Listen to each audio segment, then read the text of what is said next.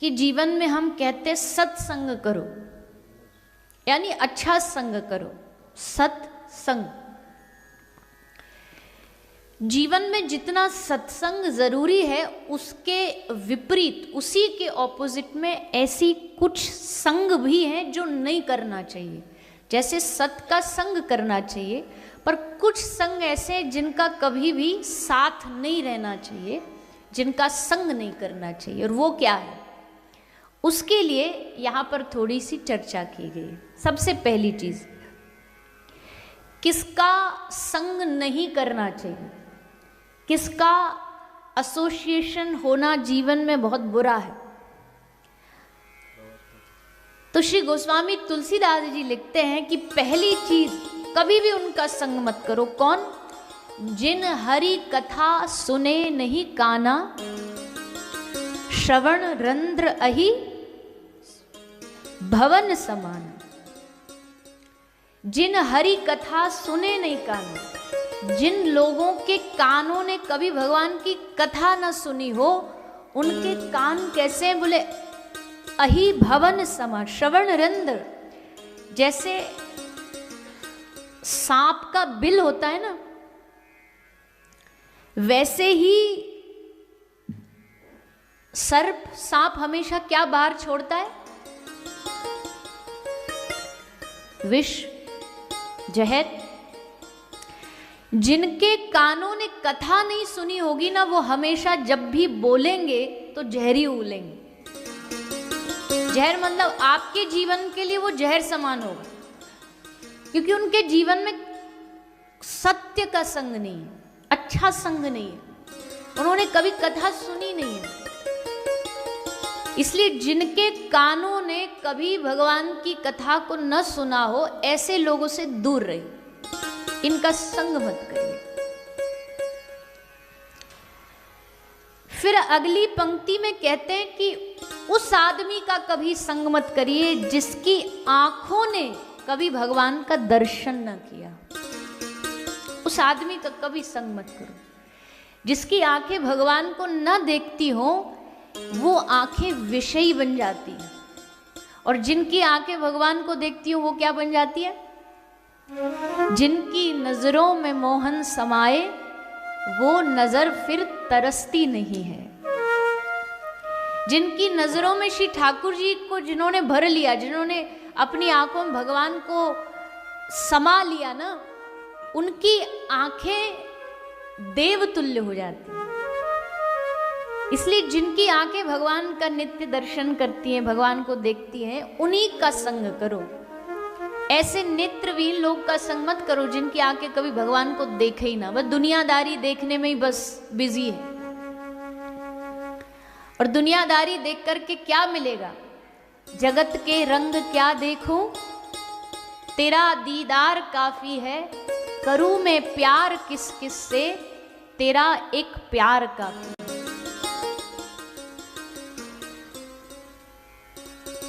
नहीं चाहिए ये दुनिया के निराले रंग ढंग मुझको, कहां जाके सुनूं अनहद, तेरी झनकार काफी है। तो उन ऐसे लोगों का कभी संग नहीं करना जिनकी आंखें भगवान को न देखती हो।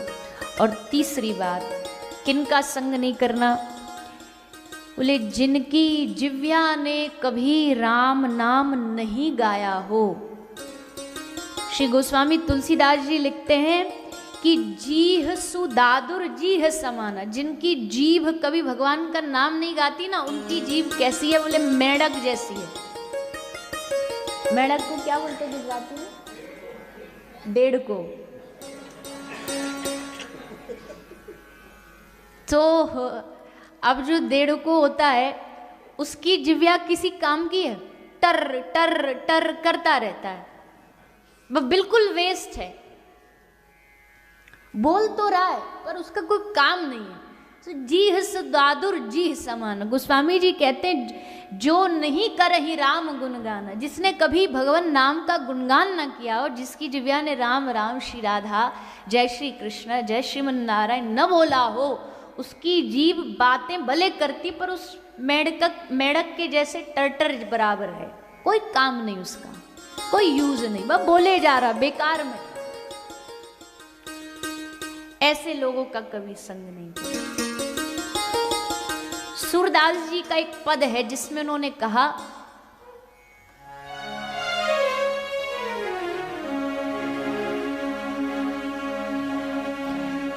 तज मन हरि विमुखन को संग, तज मन हरि विमुखन को संग, जिनके संग कुमति उपजत है, जिनके संग कुमति उपजत है, परत भजन में भंग, तज मन हरि विमुखन को संग। जिनके संग कुमति उपजत है, परत भजन में भंग, तजमन हरि विमुखन को संग। ऐसे लोग का कभी संग मत करो जिनको देख के आपको लगे कि इनके संग में रह करके आपकी भक्ति कम हो रही है, आपकी अच्छाई कम हो रही है। संग करो तो भक्त वैष्णवों का करो। वृत्तासुर, भागवत में एक स्तुति है, बहुत प्रसिद्ध स्तुति है, वृत्तासुर स्तुति। उसमें वृत्तासुर कहता है, अहम हरे तव पादैक मूलम दासानुदासो भवितास्मि भूय, मनः स्मरेता सुपतेर गुणास्ते। वृत्तासुर एक दैत्य है, पर जब उससे कहा गया ना कुछ मांग, तो क्या मांग रहा? दासानुदासो भवितास्मि भूय, प्रभु इतनी कृपा करो मैं आपके दासों का दास बन जाऊं। भक्त बनना थोड़ा सा मुश्किल है, पर भक्तों का भक्त बनना आसान है। उनकी शरण, जैसे कल कहा था, वेम्बली से इंडिया जाना, भारत जाना बड़ा मुश्किल है, पर कोई जा रहा उसके सूटकेस में बैठ जाओ, चीटी जो होती है वो, उससे चिपक जाओ, उनके संग से पहुंच जाएंगे। संग से ही जीवन में भक्ति का एंट्री होती है, प्रवेश होता है, और आसानी से होता है। इसलिए भागवत का एक लाभ ये भी है, कल हमने कहा था कि भाई घर में देखोगे तो गंगा में स्नान करने बराबर और छींटे लगाने बराबर, और यहाँ बैठोगे डुबकी के बराबर है। एक लाभ और भी यहाँ कथा सुनने को, बोले यहाँ कथा तो मिलती है, साथ में यहाँ भक्तों का संग मिलता है, भक्तों का दर्शन मिलता है, और भक्तों का दर्शन मिलने से ही जीवन में परिवर्तन आ जाता है, भक्तों का संग मिलने से जीवन में परिवर्तन आ जाता है। तो इन 3 लोगों का कभी संग नहीं करो। कौन कौन से बताइए? पहला, जिसके कानों ने कथा नहीं सुनी। दूसरा, जिसकी आंखों ने भगवत दर्शन ना किया हो। और तीसरा, जिसकी जिह्वा ने भगवान नाम न लिया हो। ऐसों से दूर हो जाओ, ये समझ लो एक खतरा है। ऐसे लोग जीवन में आने का मतलब ये खतरा है आपके जीवन का। जितना अच्छा संग जीवन को बना देता है, उतना ही बुरा संग जीवन को बिगाड़ देता है। इसलिए जहाँ सत्संग सुनने मिल रहा है, जहाँ भगवान का नाम सुनने मिल रहा है, जहाँ सत्संग होगा वहीं तो सब देवी देवताओं का निवास होगा। श्री हनुमान जी महाराज, एक बहुत प्यारी कथा है कि जब महाभारत का युद्ध शुरू होने वाला था, तो भगवान कृष्ण ने अर्जुन को कहा कि अर्जुन तू हनुमान जी से निवेदन कर कि तेरी ध्वजा पे वो विराजमान हो जाए, क्योंकि वो विराजमान होंगे इसका मतलब है विजय पक्की, जीत पक्की। तो अर्जुन बोला प्रभु आप चलो, क्योंकि वो तो हनुमान जी उनका भरोसा नहीं, माने राजी हो ना हो, बोले ठीक है मैं चलता हूँ। तो साथ में आए भगवान। भगवान ने हनुमान जी को कहा कि ये दास अर्जुन चाहता है आप इसकी ध्वजा पे रथ पे विराजमान हो। तो हनुमान जी ने कहा ठीक है मैं चलूँगा, और मेरी एक शर्त है, पहले ये बताओ वहाँ जहाँ मुझे लेके जा रहे हो वहाँ सत्संग सुनने को मिलेगा?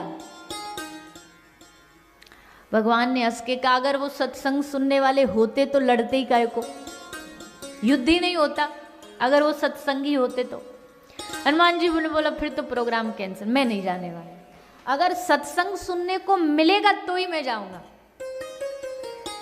अर्जुन ने कहा प्रभु कुछ करो ना, आप कुछ व्यवस्था आप करो कि इनको वहां सत्संग सुनने मिल जाए, तभी तो ये चलेंगे। भगवान ने कहा ठीक है मैं वादा करता हूं कि मैं तुमको वहां भी सत्संग की व्यवस्था बना दूंगा। और जब महाभारत शुरू हुआ अर्जुन को मोह हुआ, और तब भगवान ने जो भगवत गीता सुनाई ना, ये अर्जुन के लिए तो बाद में थी, पहले भगवान ने ये हनुमान जी के लिए सुनाई है, हनुमंत लाल के लिए सुनाई है, ताकि ये सत्संग के बहाने कम से कम यहाँ बैठे रहें, सत्संग मिल जाए इनको। और हनुमान जी ने प्रतिज्ञा करी है, जब भगवान श्री रामचंद्र साकेत जा रहे थे, अयोध्या से लौट रहे थे, तो सब विमान पे बैठ गए। भगवान ने देखा सब चढ़ गए, सब तैयार हो गए, हनुमान नहीं चढ़ रहा, हनुमान नहीं विमान में बैठ रहे। तो प्रभु ने पूछा तुम नहीं चलोगे? हनुमान जी ने कहा चलूंगा तो, पर पहले ये बताओ आपके वहां सत्संग मिलेगा सुनने को? प्रभु बोले ये तो वहां संभव नहीं है, ये तो धरती पे ही मिलता है, ये तो पृथ्वी वालों को मिलता है। हनुमान जी बोले फिर हम नहीं जाएंगे, हम यहीं रहेंगे, जहां आपका सत्संग हम वहीं रहेंगे। भगवान ने पूछा तू कब तक रहेगा धरती पे? तब श्री हनुमान जी ने कहा कि प्रभु जब तक इस धरती पर आपकी कथा गाई जाएगी तब तक ये हनुमान इसी धरती पर रहेगा। अब ये हमारी एक परम कर्तव्य ड्यूटी बन जाती है कि हनुमान जी इस धरती को ना छोड़े, इसके लिए सत्संग चलता रहना चाहिए। ये सत्संग का प्रवाह बंद नहीं होना चाहिए। ये बंद हुआ कि सारे देवी देवता तीर्थ ये धाम ये पृथ्वी छोड़ के चले जाएंगे। वो पृथ्वी पर टिके ही इसलिए हैं क्योंकि उनको लालच है यहाँ भगवान की कथा सुनने मिलती है। पृथ्वी में हर जगह कथा है, पहले तो केवल भारत में होती थी, अब तो देखो पूरा विश्व भगवत सत्संग में बन चुका है। लोग कहते हैं कलयुग है, मैं कहती हूँ कथा युग।